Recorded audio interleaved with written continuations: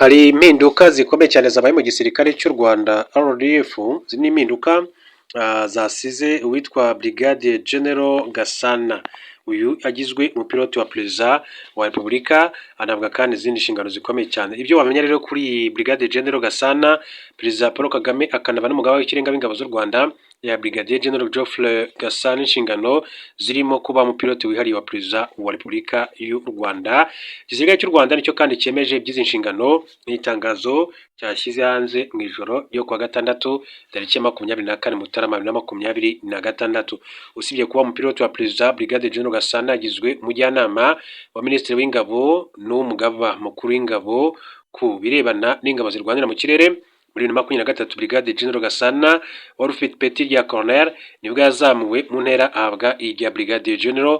Icyo gihe kandi yari umugaba mukuru wungirije w'ingabo zirwanira mu kirere mu Rwanda. Umusirikare izo nshingano kandi yamaze kuzisimburwaho na Colonel Dan Gatsinzi wagizwe umugaba wungirije w'ingabo zirwanira mu kirere ushinzwe ibikorwa. Gatsinzi yahawe ipeti rya Colonel muri 2024 avuye ku rya Lieutenant Colonel.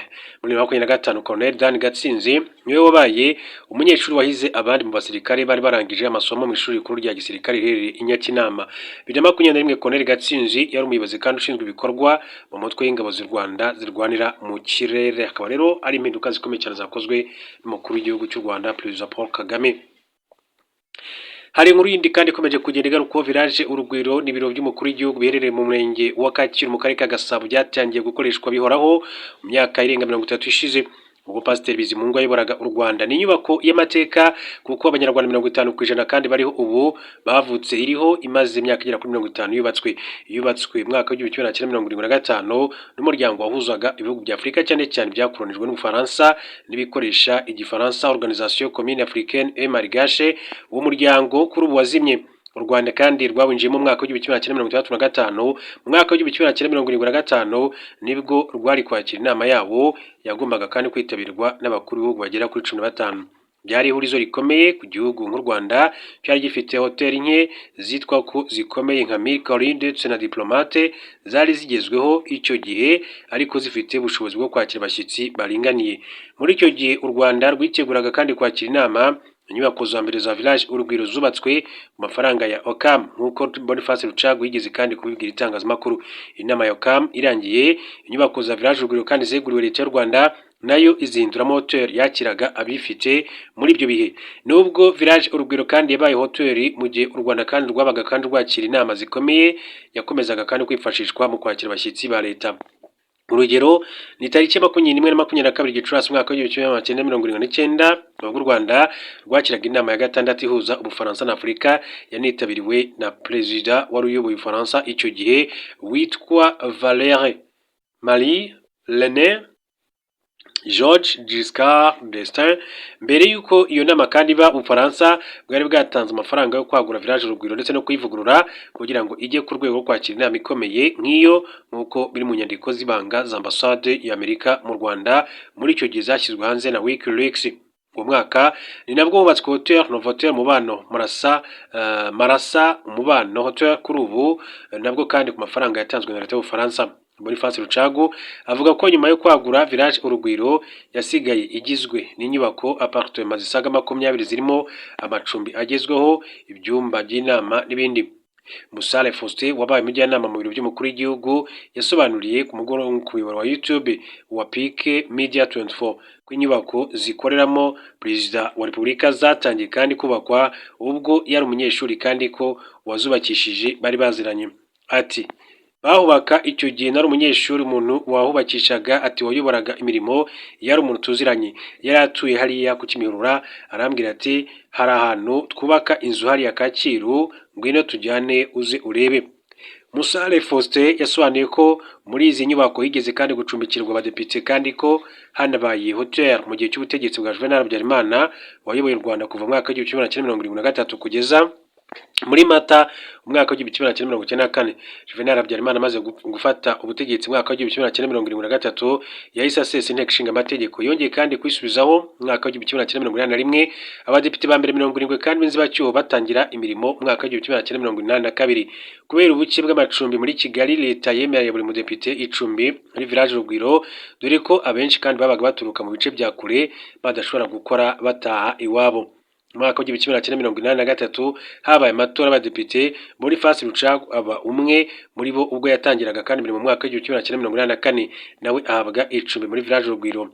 Umudepite yahabwaga icumbi gusa, ibyo kurya akabyimenyera. Rucagu avuga ko mu badepite 70 abasaga 40 babaga muri village Urugwiro kuko babaga baturuka mu bice bya kure, wabaga kandi yifitiye inzu i Kigali yayibagamo leta ikamugenera amafaranga y'icumbi. Icyo gihe abafite abadepite babamo inzu kandi zasagukaga zakomezaga kuba ibyumba bya hoteli bisanzwe, abashaka kandi kubiraramo bakaza kwishyura. Nubwo ari hoteli n'amacumbi kandi abadepite, Perezida Habyarimana nawe yashyize ibiro ariko akajya bizamo rimwe na rimwe kuko ibiro nyamukuru byari mu mujyi rwagati, ahubatse ibiro by'umujyi wa Kigali ubu. Boniface Rucagu ati iruhande rw'izo nzu haruguru ati yahoze reception niho hari ibiro by'umukuru w'igihugu. Ati muri izo nzu zose kandi ahagana ku rwinjiriro yari yarafashemo inzu y'ibiro bye, izindi zose ati zikomeza kuba hotel. Yari ibiro bya kabiri kandi yazagamo nka rimwe cyangwa se kabiri mu kwezi. Buri nyubako appartement muri zo zari zigize hotel village Urugwiro yabaga ifite icyiciro runaka ibarizwamo. Boniface Rucagu wahabaye mu gihe cy'imyaka 10 ari umudepite, avuga ko buri nyubako kandi yabaga ifite ibyumba bitatu, no kuvuga A, B, C.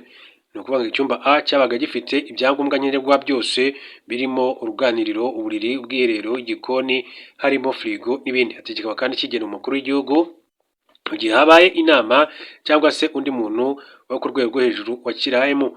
Hafi y'icyo cyumba nyamukuru habaga kandi ikindi bise B kiraramo umuganga w'umuntu mukuru waraye muri A.